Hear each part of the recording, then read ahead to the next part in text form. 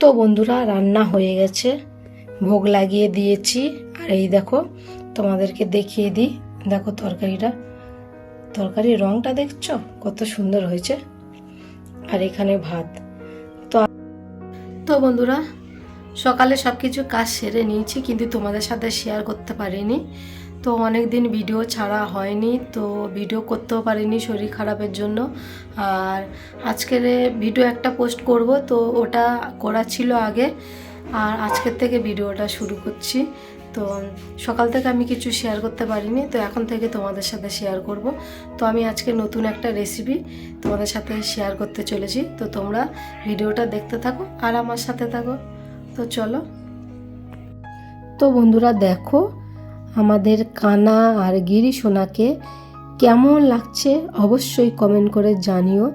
তো দেখো, আজ কোনো শীতের ড্রেস পরাইনি, আজ কিচ্ছু দেখো খালি এরকমই পরিয়েছি। শীতের ড্রেস আর পরাবো না, গরম তো পড়ে যাচ্ছে, তো সেই জন্যে।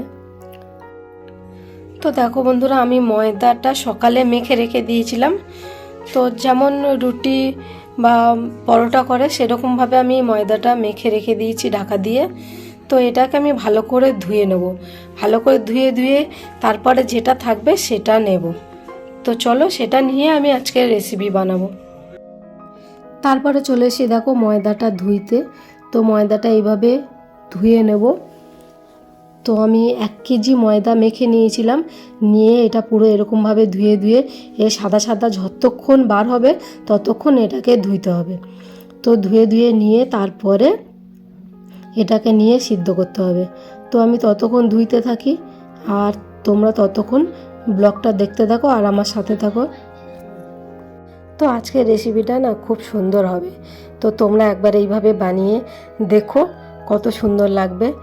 আর তোমাদের পনির কিনতে হবে না, আর সয়াবিনও কিনতে হবে না, মানে এত সুন্দর লাগবে। তো দেখো, আমি সব সাদা সাদা ধুয়ে ফেলে দিয়েছি, দিয়ে ওরকমভাবে নিলাম, আর জলটা একটু নিগড়ে নিয়ে চলে এসেছি। তারপরে দেখো প্লাস্টিকের মধ্যে দিয়ে আর গরম জলের মধ্যে দিয়ে দিয়েছি। এখন ঢাকা দিয়ে দিলাম। তো এখন ওটা সিদ্ধ হতে থাক। তো সিদ্ধ হয়ে গেছে, এখন এটা তুলে নেব। তো নিয়ে চলো, এখন হয়ে গেছে সিদ্ধ। দেখো শক্ত হয়ে গেছে। তো এইটাকে আমি কিন্তু এরকমভাবে কোনো দিন করিনি, আমি এইটাকে অন্য রকমভাবে করেছিলাম। তো দেখো, আমি এখন নিয়ে চলে এসেছি, আর সেই কড়াইতে আমি আলুটা ততক্ষণ ভেজে নিচ্ছি। আর ততক্ষণ ওই যে কাশ্মীরি পনির, ধোকা বলো কাশ্মীরি পনির বলো, তো যেটা বলবে সেটাই হবে। তো ওটা ততক্ষণ ঠান্ডা হোক। এখন কিন্তু প্রচণ্ড গরম আছে, তাও আমি কেটে নিচ্ছি। এই দেখো এরকমভাবে কেটে নিচ্ছি, পনির যেভাবে কাটে সেইভাবে। তো এগুলো সত্যি কিন্তু খেতে এত সুন্দর টেস্টি হয়েছিল না, কি বলবো। দেখো এরকমভাবে আমি কেটে নিচ্ছি, মানে পুরো পনিরের মতো। আর প্রচণ্ড গরম আছে, দেখছো ভাব উঠছে। এখন আমি মানে হাত দিতে পারছি না, তাও আমি চাকু দিয়ে এরকমভাবে কেটে নিচ্ছি। ততক্ষণ ঠান্ডা হয়ে যাবে। দেখছো ভাব উঠছে, এখনও গরম আছে, একটু ঠান্ডা হয়ে গেলে কাটলে ভালো হতো।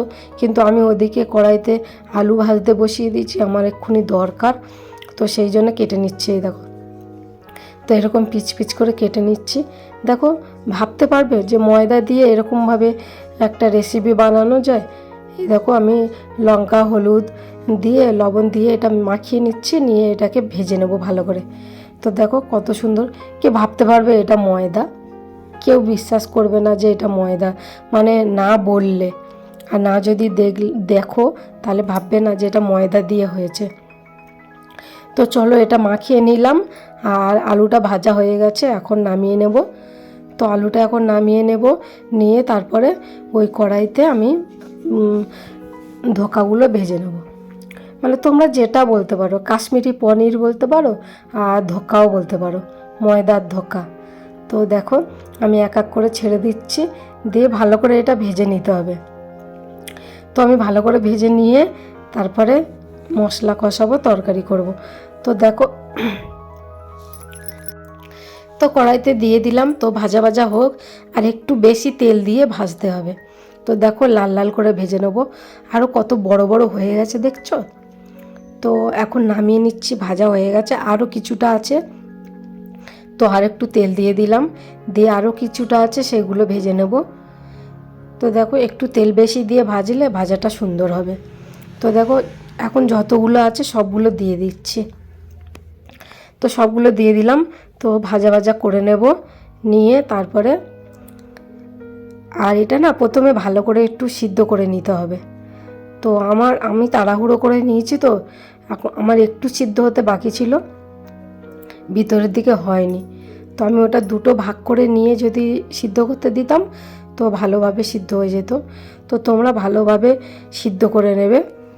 তো যদি অনেকটা হয় একটু দুভাগ করে নিয়ে সিদ্ধ করতে দেবে। তো দেখো তারপরে সেই কড়াইতে আমি তেজপাতা, জিরে দিয়ে দিলাম, আদা দিয়ে দিলাম, তারপরে লঙ্কার গুঁড়ো, হলুদ গুঁড়ো, টমেটো দিয়ে দিলাম। আর এখন দিয়ে দেব লঙ্কার গুঁড়ো, হলুদ গুঁড়ো, কাশ্মীরি লঙ্কার গুঁড়োটা দিলে সুন্দর তরকারি কালারটা হয়। তো তারপরে এই দেখো এখন দিয়ে দিলাম, আর মশলাটা ভালো করে একটু জল দিয়ে দিলাম, দিয়ে ভালো করে কষিয়ে নেব। তো তোমরা একটু হিং দিতে পারো, হিং দিলে না আরও সুন্দর হবে। তো আমি এই হিংটা তোমাদের দেখাতে ভুলে গেছি। তো হিং একটু দিয়ে দেবে গরম তেলের ওপরে। তো তারপরে আলুটা দিয়ে দিলাম, লবণ দিয়ে দিলাম, দিয়ে ভালো করে কষিয়ে নেব। ভালো করে কষিয়ে নিয়ে আবার ওগুলো দিয়ে দেবো, এই ধক্কাগুলো দিয়ে দিলাম। তো ধক্কাগুলো দিয়ে ভালো করে একটু কষিয়ে নেব, নিয়ে জল দিয়ে দেবো। তো ধক্কাগুলো আমার ভালো করে কষানো হয়ে গেছে। তো দেখো এখনই কত সুন্দর কালার এসছে দেখছো। তো এখন আমি জলটা দিয়ে দিলাম। তো পরিমাণ মতো জল দিয়ে দেবে, দিয়ে তারপরে ও জল টানবে কিন্তু। আর দেখো সবগুলো ভাসছে, দেখলে ভাববে যে সয়াবিন, কিন্তু সয়াবিন না। তো দেখো এখন ঢাকা দিয়ে দিলাম। তো হয়ে গেছে। এখন দেখো ঢাকনাটা খুলে দিলাম। তো আমি এখানে এখন গরম মশলা দিয়ে দেবো, আলুগুলো একটু ভেঙে দেব, দিয়ে আর একটু জিরে ভাজা গুঁড়ো দিয়ে দেবো। তো দিয়ে আলুগুলো একটু ভেঙে দিচ্ছি, দিয়ে তারপরে তরকারি ব্যালেন্সটা এসে যাবে। দিয়ে দিলাম আলুগুলো ভেঙে। তো আর একটু ফুটিয়ে আমি এর মধ্যে ধনেপাতাগুলো ছড়িয়ে দেব। তো দেখো তো আলুগুলো আমি ভেঙে দিচ্ছি। তো তরকারিটা সত্যি বলছি এত সুন্দর টেস্টি হয়েছে না, কি বলবো। তো দেখো আলুগুলো একটু ভেঙে ভেঙে দিলে না তরকারির ঝোলটাও খুব সুন্দর হয়। তো দেখো এখন আমি ধনেপাতাগুলো ছড়িয়ে দেবো। এই যে ধনেপাতাগুলো ছড়িয়ে দিলাম, দিয়ে আমাদের তরকারি রেডি। আমি এখন নামিয়ে নেব, তারপরে যাব ভোগ লাগাতে। রেসিপিটা যদি ভালো লেগে থাকে লাইক, কমেন্ট, শেয়ার করে দিও, সাবস্ক্রাইব করো আমার চ্যানেলটার পাশে থেকো। তো বন্ধুরা রান্না হয়ে গেছে, ভোগ লাগিয়ে দিয়েছি। আর এই দেখো তোমাদেরকে দেখিয়ে দিই, দেখো তরকারির রঙটা দেখছো কত সুন্দর হয়েছে। আর এখানে ভাত।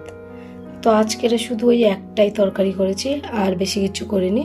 এই দেখো তরকারির রঙটা দেখো কত সুন্দর হয়েছে দেখো। তো আমি এই প্রথমবারে করেছি। তো এরকমভাবে দেখি কি হয়, খেয়ে দেখি কত টেস্টি লাগে। টেস্টি তো লাগবে অবশ্যই। তো চলো খাওয়া দাওয়া সেরে নিয়ে আবার তোমাদের সাথে পরে কথা হচ্ছে।